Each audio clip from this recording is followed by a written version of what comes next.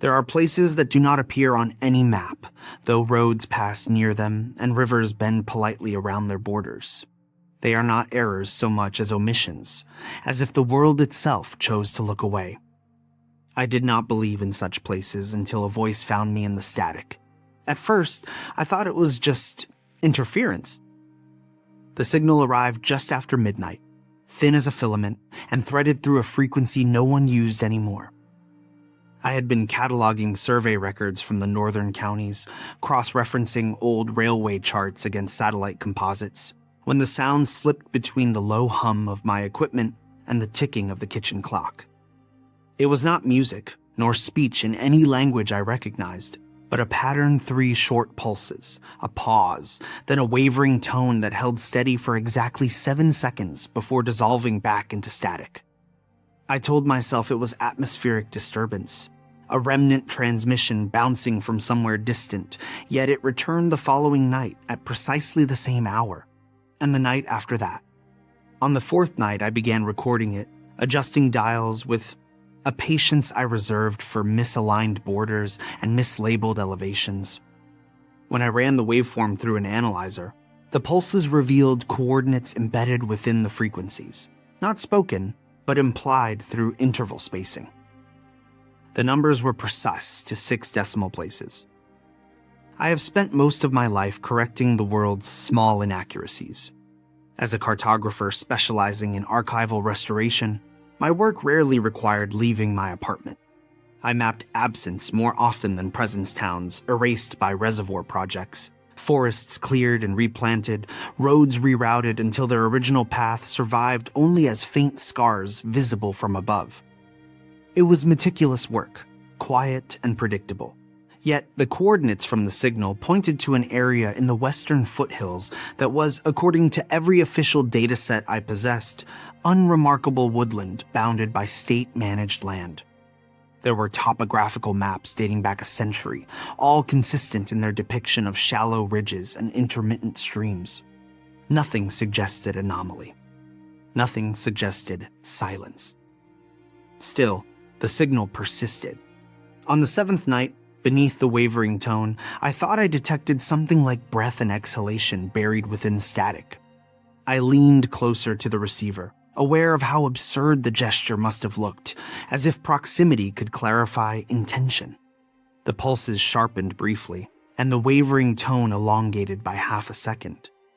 I marked the timestamp and shut everything down. The apartment felt smaller afterward, as though the air had thinned. 2 days later, requested leave from the archive under the pretense of field verification. I printed composite maps of the region, layered with elevation data and historical survey lines, and packed them into a weatherproof tube. My colleagues did not question the trip. Fieldwork was uncommon for me, but not unprecedented. I drove west under a sky the color of unpolished steel, watching suburbs recede into farmland and farmland into denser stands of pine and oak. The coordinates led to a gravel service road branching from the main highway, marked by a faded sign indicating public access. There was no indication that anything about the place differed from dozens of other managed forests. I parked beside a rusted gate that stood permanently open and checked the coordinates once more. My GPS confirmed I was within 50 meters of the location derived from the signal. The forest beyond the gate appeared ordinary at first glance, trunks evenly spaced, undergrowth sparse, the ground cushioned with needles and last year's leaves. Yet when I unfolded my topographical map and oriented it to true north, a small discrepancy emerged. The ridgeline ahead of me, visible through the trees as a gentle rise, did not align with the contour intervals printed on paper. According to the map, the slope should have angled slightly east, not west. The difference was subtle, perhaps a drafting error, I thought, but it unsettled me in a way I could not articulate. I stepped past the gate and into the trees. The air carried a cool dampness, though no rain had fallen recently. My boots sank lightly into the soil, which felt looser than expected for this time of year. I walked toward the ridgeline, compass in hand, verifying bearings against the printed grid. The forest remained quiet except for the distant rasp of wind through higher branches. After 20 minutes, I stopped to recalibrate my GPS. The device flickered, its signal bars diminishing and then returning, as though negotiating with something unseen. The coordinates shifted by several meters, then settled, then shifted again. I frowned and restarted it. As I waited, my attention caught on a shape at the base of a nearby oak, a folded sheet of paper pinned beneath a stone. It seemed incongruous, too deliberate to be litter and too weathered to be recent. I crouched and lifted the stone carefully. The paper had yellowed and curled at the edges, but the ink remained legible. It was a journal page, torn cleanly from a bound notebook. The handwriting was compact, slanted, and steady. At the top, a date from nearly 12 years prior. The first line read, "We have reached the boundary, though none of our instruments agree on where it begins." Below, the writer described trees that appeared identical yet subtly altered in position when unobserved, and compasses that refused to settle on a fixed bearing. I felt a tightening in my chest that was not quite fear, but recognition. The page continued, "If this is an unmapped region, it is by intention.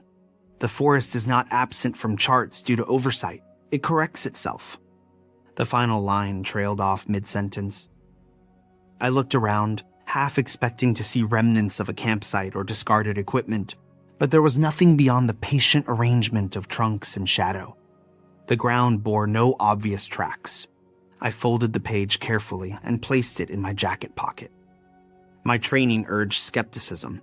Hikers often exaggerated experiences in unfamiliar terrain. Magnetic anomalies were not unheard of.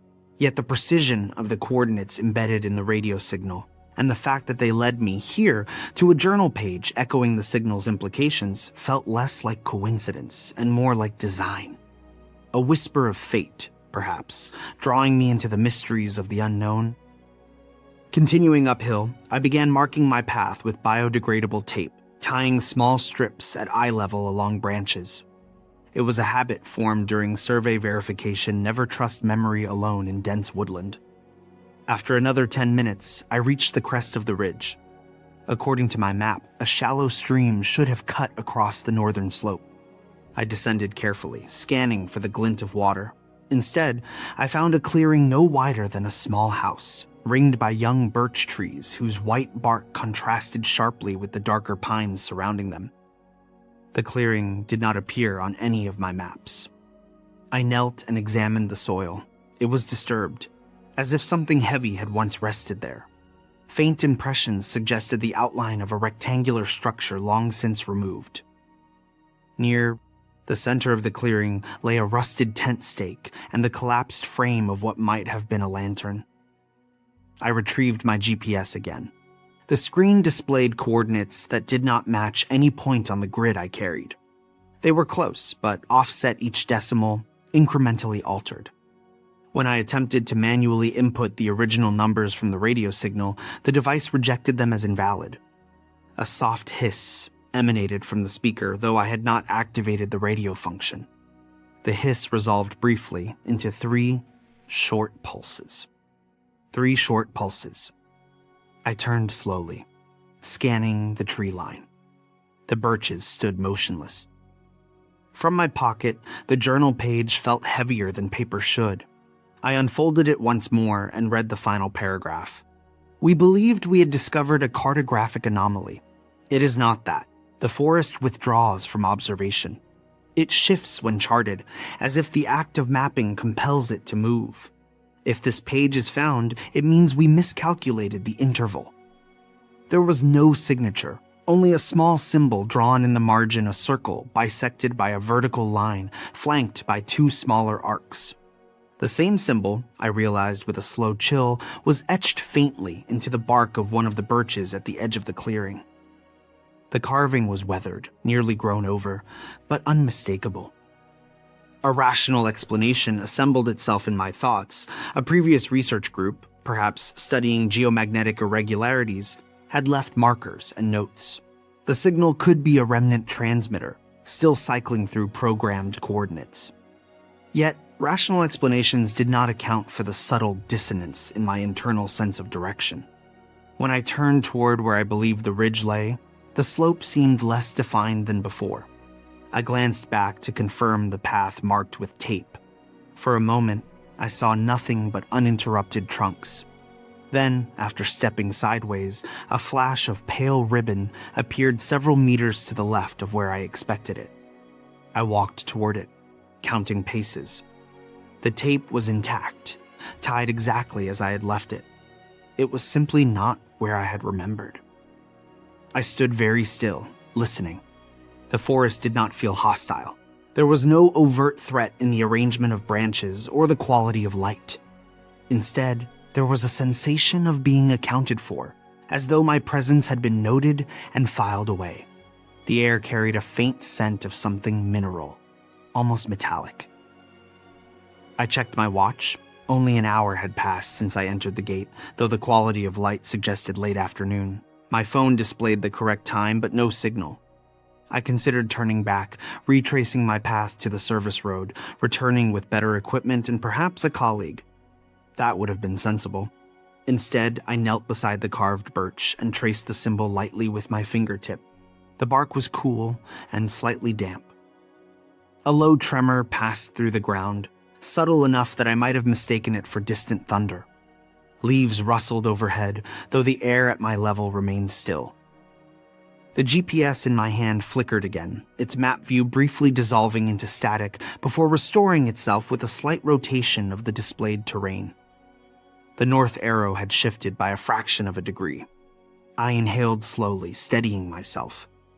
If the forest corrected itself when mapped, as the journal suggested, then my presence here, my measurements, my instruments might be part of that correction. I imagined the trees adjusting imperceptibly, roots nudging through soil in patterns too gradual to detect moment by moment. I packed away the GPS and removed a small field notebook from my bag. If the forest responded to mapping, I would document without imposing structure, observations without grids, descriptions without coordinates. I wrote, "Clearing not present on any chart. Birch ring approximately 9 meters in diameter. Evidence of prior occupation. Symbol repeated." The act of writing felt less intrusive than plotting points on a map. When I looked up, the clearing seemed unchanged, yet a subtle narrowing at its western edge suggested the birches stood slightly closer together than before. It could have been my imagination, a trick of perspective. I marked the nearest trunk with a pencil line, at eye level, a simple dash. I remained there longer than intended, listening to the almost silence. Occasionally, the faint 3-pulse pattern echoed through my memory, though no sound emerged from the forest itself. Eventually, the light dimmed in a way that felt premature. I checked my watch again. It insisted that less than 2 hours had passed since my arrival. Reluctantly, I decided to return to the service road and reassess in the morning. I followed the line of pale tape markers downhill, counting each one. After the 5th marker, the terrain dipped more steeply than I recalled.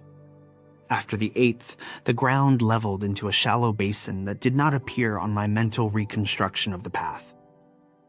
I stopped and turned in a slow circle. The arrangement of trunks bore resemblance to my memory, but not exactness. The ridge was no longer visible in any direction. I took out my compass. The needle wavered, hesitated, and pointed north with apparent confidence. I chose a bearing that should have led me back to the gate within 20 minutes. As I walked, the forest maintained its calm composure. No branches snapped underfoot beyond my own steps. No birds called warning.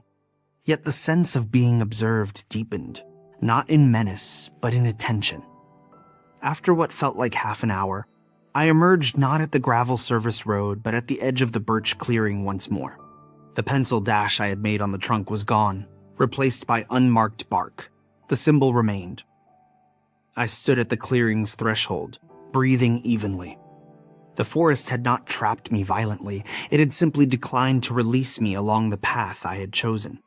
The journal page in my pocket pressed against my side, like a reminder. "It corrects itself," the writer had said. I stepped forward into the ring of birches again, aware that dusk would come whether or not my watch acknowledged it. Somewhere beyond the trees, perhaps far beyond, the world continued in its mapped certainty. Here, the lines were softer, provisional. And as the first true shadow lengthened across the clearing, I understood with quiet clarity that the coordinates from the midnight signal had not marked a destination. They had marked an invitation. Night did not fall in the usual manner. It gathered, rather than descended, pooling between the birches and thickening in the spaces where undergrowth should have been. My watch insisted it was barely late afternoon, yet the light thinned to a muted gray that erased sharp edges and left only gradients of bark and shadow. I set my pack down in the center of the clearing and forced myself into methodical action, the way I would approach a corrupted dataset. I inventoried supplies, checked battery levels, and unfolded a compact emergency tarp. The practical motion steadied me. Whatever the forest's peculiarities, panic would only compound them. As I worked, I became aware of a subtle rearrangement at the periphery of my vision, a suggestion that trunks leaned closer together when not directly observed. Each time I looked squarely at the tree line, everything appeared fixed and ordinary, but the afterimage of movement lingered like a memory that refused to resolve. I decided against lighting a fire. The air held no biting cold, and flame felt intrusive, an assertion of dominance I was not certain I wished to make. Instead, I switched on a small lantern and placed it beside my notebook. Its glow extended only a few meters before dissolving into the dimness. The birch trunks reflected the light faintly, their white bark absorbing and returning it in muted tones. I sat cross-legged and reread the journal page, searching for overlooked clues. Beneath the final truncated sentence, almost invisible against the yellowed paper, was an indentation as if the writer had pressed hard without ink. I angled the page toward the lantern and traced the groove with my fingertip. It formed part of the same circular symbol carved into the bark, but this time accompanied by a series of small hash marks along the vertical line, 5 on one side, 3 on the other. I sketched the variation into my notebook. 8 marks in total. 8 could signify days, or members of the vanished expedition, or attempts. The absence of context was deliberate, or else carefully obscured by time. I closed my eyes briefly, trying to recall any reports of missing research teams in this region. There had been none that reached the archive with enough prominence to be cataloged under anomalous disappearance. Accidents in wilderness areas occurred, of course, but they left evidence. Abandoned vehicles, distress calls, search operations. This forest lay within managed land. It was not remote by conventional standards. The lantern flickered once, though the battery indicator remained full. In the wavering light, the symbol on the nearest birch seemed deeper than before. The carved groove darkened as if freshly cut. I stood and approached it slowly. The bark around the symbol bore faint scratches extending outward in thin lines, like the subtle veins of a leaf. I had not noticed them earlier. When I placed my palm flat against the trunk, I felt a faint vibration beneath the surface, rhythmic and steady, too slow for machinery and too regular for wind. It was almost like breathing. I withdrew my hand, and the vibration ceased, or perhaps my perception of it did. A sound emerged from beyond the clearing then, not loud enough to identify immediately. It was not the 3 pulses from the radio, nor the rustle of animals moving through brush. It resembled pages turning in quick succession, the dry whisper of paper sliding against paper. The sound circled the clearing without crossing into it, maintaining a consistent distance from the ring of birches. I resisted the urge to call out. Instead, I listened, cataloging its cadence. After several minutes, it faded into the larger quiet. I considered sleep but found the notion impractical. If the forest altered itself when unobserved, closing my eyes might invite more dramatic rearrangement. Yet exhaustion crept in regardless, a heaviness behind my eyes that blurred the edges of thought. I set an alarm on my watch for what it insisted was 3 hours hence and leaned back against my pack, keeping the lantern between myself and the tree line. At some point, despite my resolve, I drifted into a shallow, fragmented rest. I dreamed of contour lines, slipping from a map and curling like smoke into open air. The lines twisted and reassembled into rings, each ring marked with the circle and line symbol.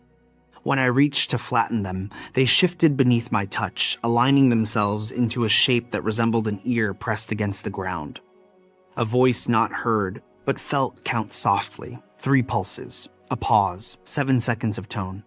When I startled awake, the lantern had gone dark. The clearing was lit by a diffuse glow that had no obvious source. My watch displayed a time inconsistent with any plausible progression. Its digits flickered between early evening and pre-dawn before settling on 12:07. Midnight. The same hour the signal had first arrived in my apartment. A faint hum threaded the air, low and steady. I rose carefully, scanning the ring of birches. The clearing appeared smaller. The trees stood closer to my pack than they had before, narrowing the open space by perhaps a meter on all sides. The ground bore shallow furrows radiating outward from where I had slept, as if something had pressed up from beneath the soil. The hum resolved into the familiar pattern, 3 short pulses, then the elongated, wavering tone. It did not emanate from any single direction, but seemed to vibrate through the trunks themselves. I felt it in my teeth, in the hollow of my throat. Instinct urged me to retrieve my radio equipment, yet I had brought none beyond the basic receiver embedded in my GPS unit. When I activated it, the screen displayed not coordinates, but a field of shifting static through which the same pulses moved like distant lights. I held the device out in front of me and turned slowly. The pulses intensified when I faced east. Beyond the ring of birches, a narrow gap had opened between 2 trunks where none had been before. The gap revealed a faint path descending into denser woodland. I was certain this opening had not existed earlier. The birches had formed an unbroken circle. Now, they leaned apart just enough to permit passage. The pulses continued, steady and patient. I slipped my notebook into my pocket and stepped toward the gap. Crossing the threshold felt less like moving between trees and more like stepping through a curtain of cool air. The forest beyond was darker, the undergrowth thicker than the sparse clearing behind me. The path was subtle but perceptible, a slight depression in the soil and a scattering of flattened leaves. I followed it, guided more by the vibration in the air than by sight. After several minutes, I noticed objects along the path's edge, small markers carved into trunks at irregular intervals. Each bore the circle and line symbol with varying numbers of hash marks. 2 on one, 5 on another, 8 again. The marks seemed to accumulate as the path descended, as if tallying something unseen. The ground sloped downward more steeply than any contour line on my map suggested. I felt a momentary vertigo, the sensation that the forest floor was tilting independent of gravity. I paused and looked back. The clearing was no longer visible. The birch trunks had closed behind me, indistinguishable from the surrounding trees. The hum softened but did not cease. I considered retracing my steps immediately, yet the thought felt misaligned with the momentum of events. The path ahead seemed less like a choice and more like a continuation. After what my watch claimed was 15 minutes, though my sense of time had grown unreliable, the path widened into another open space, smaller than the clearing but marked by a low stone structure at its center. It resembled a foundation without walls, a rectangle of stacked rocks rising only knee-high. Moss covered much of its surface, but along the top edge were carved the same symbols I had seen on bark. In the center of the stone rectangle lay a metal box, its lid ajar. The hum emanated most strongly from within it. I approached cautiously and knelt beside the box. It was an old field transmitter, the kind used decades ago for long-range communication, its casing dented and rusted but intact. A thin wire extended from it into the ground, disappearing beneath the stones.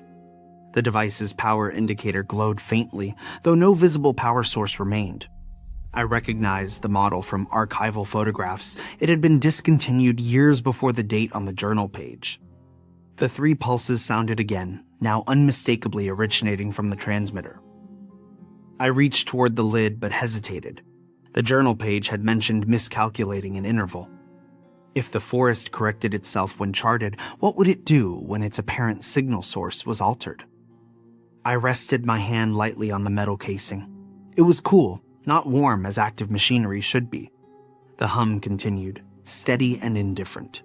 Gathering a measure of resolve, I lifted the lid fully. Inside the box lay not circuitry, but a stack of folded papers, each yellowed with age. The hum ceased instantly. The sudden absence of vibration felt louder than the sound had been. I unfolded the top sheet. It was another journal page, written in the same compact hand as the one in my pocket. Day 8, it began.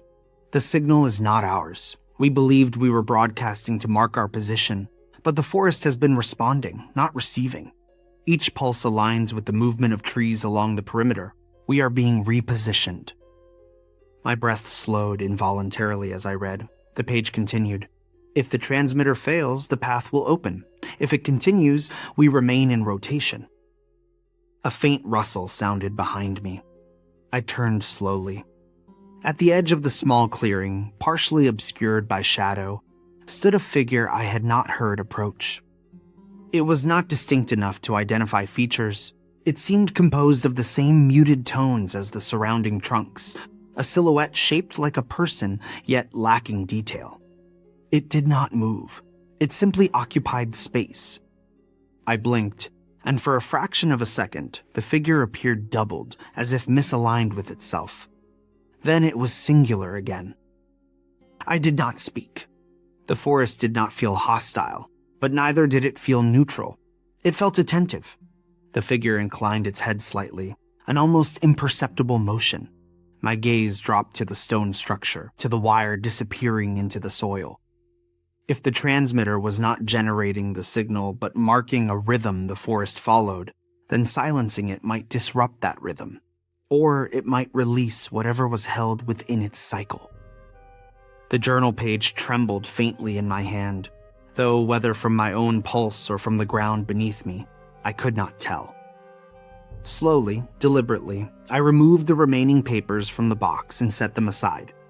Beneath them, embedded in the base of the transmitter, was a small metallic disc etched with the circle and line symbol. Around its circumference were 8 shallow indentations. All but one were filled with thin wooden pegs. One indentation remained empty. The figure at the clearing's edge remained motionless, observing. I felt with sudden clarity that I had reached a point of participation rather than observation. The forest had not hidden itself from maps out of indifference.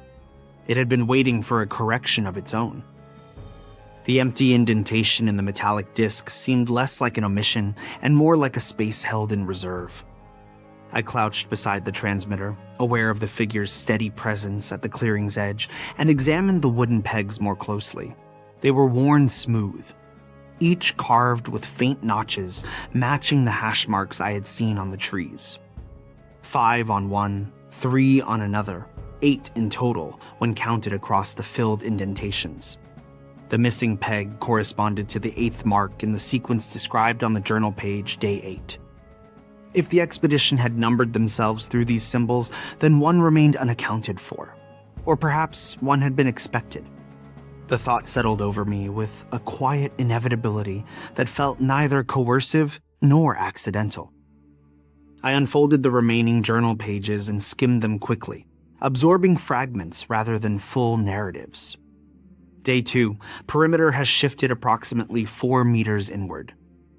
Day 5, one of us reports hearing the signal before it transmits. Day 7, we are not being contained, we are being aligned. The final page, marked day 8, ended mid-sentence. If the interval completes, the forest will no longer need... The ink trailed off into a faint scratch as if the pen had been lifted abruptly. No further pages followed, no signatures, no list of names, only the steady implication of 8 participants and a cycle tied to the pulses. The figure in the trees stepped forward just enough to catch more of the diffused light. It was not transparent, nor fully opaque. Its outline shimmered subtly, as though composed of layered exposures slightly out of sync. The proportions were human, but indistinct.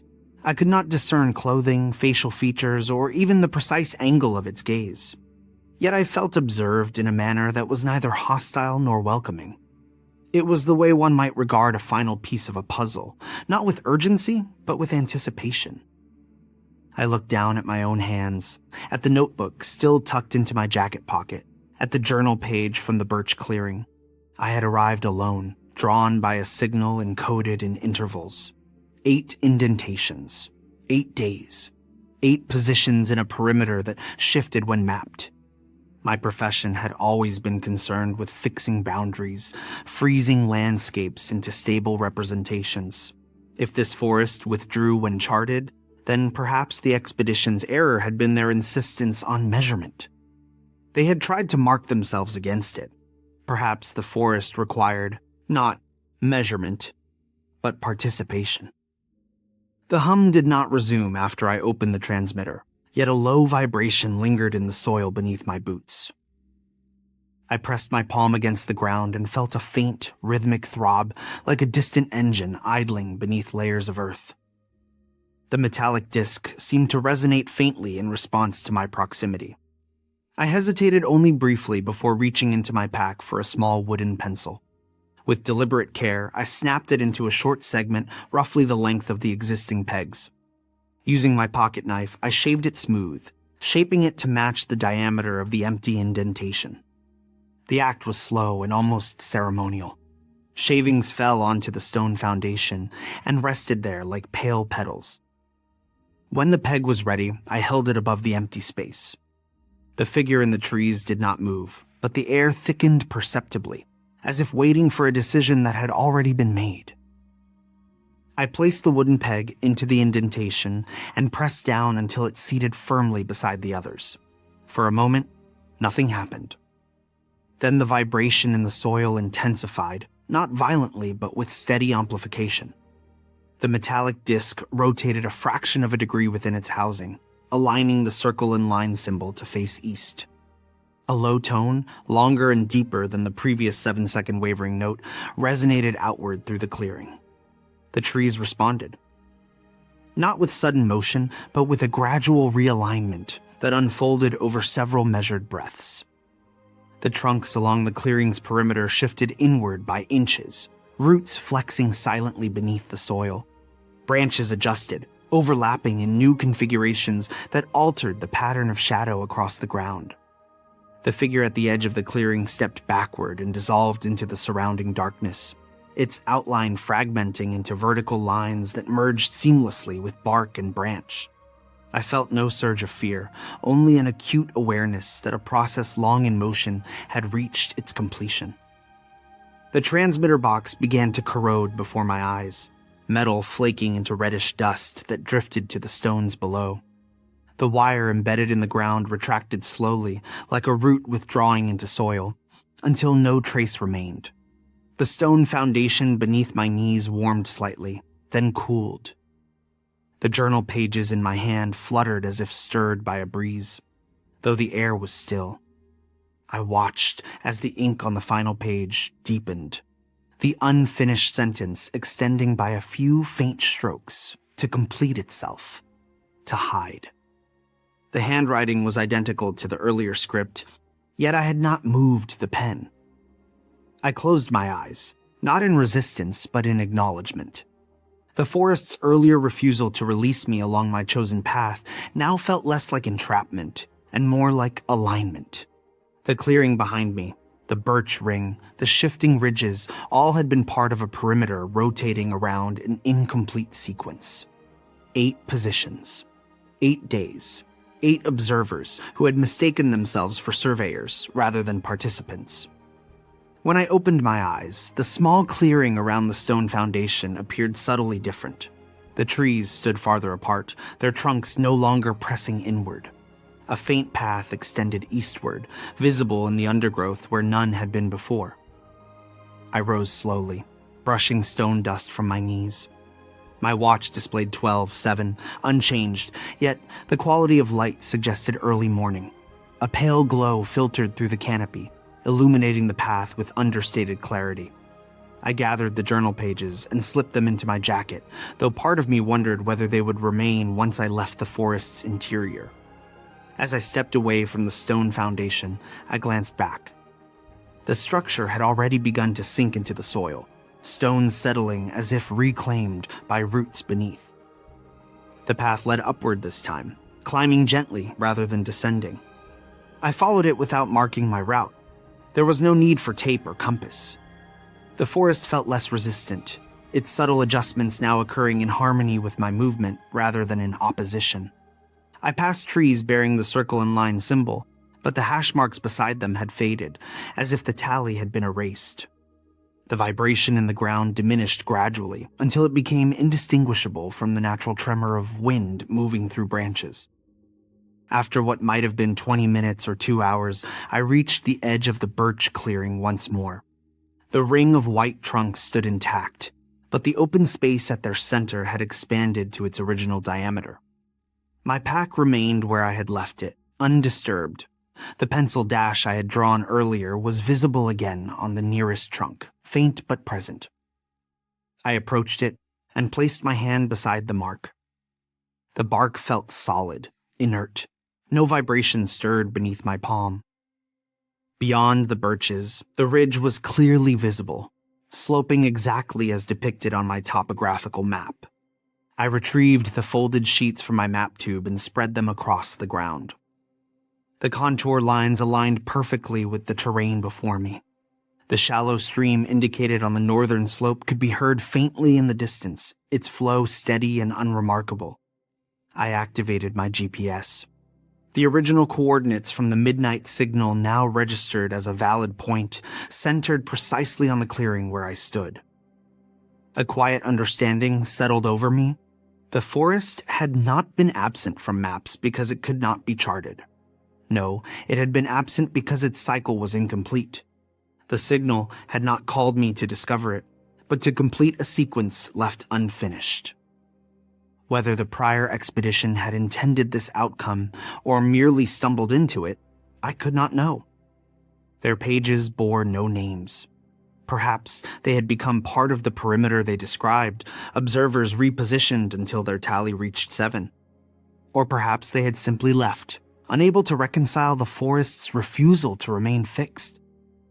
I packed my equipment with deliberate calm and walked downhill toward where the service road should have been. This time, the path did not waver.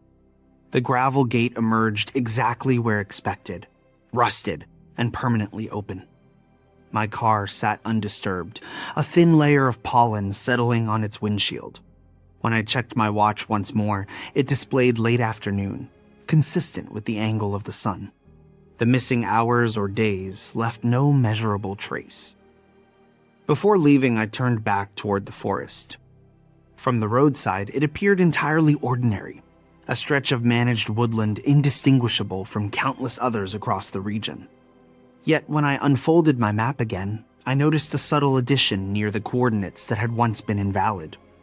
A faint notation had appeared in the margin, written in my own handwriting, though I had no memory of inscribing it, a small circle bisected by a vertical line. No hash marks accompanied it. I drove home in silence, the radio off. That night, just after midnight, I tuned the receiver to the unused frequency. Static filled the room, thin and unbroken. No pulses followed. The wavering 7-second tone did not return. I waited for several minutes, listening to the emptiness where the signal had once been. The silence felt complete. There are forests that shift when mapped, and signals that end when answered. Some places are hidden not because they are lost, but because they are waiting for their interval to close. And sometimes, when the tally is finished, the map holds still, but something within it has quietly changed.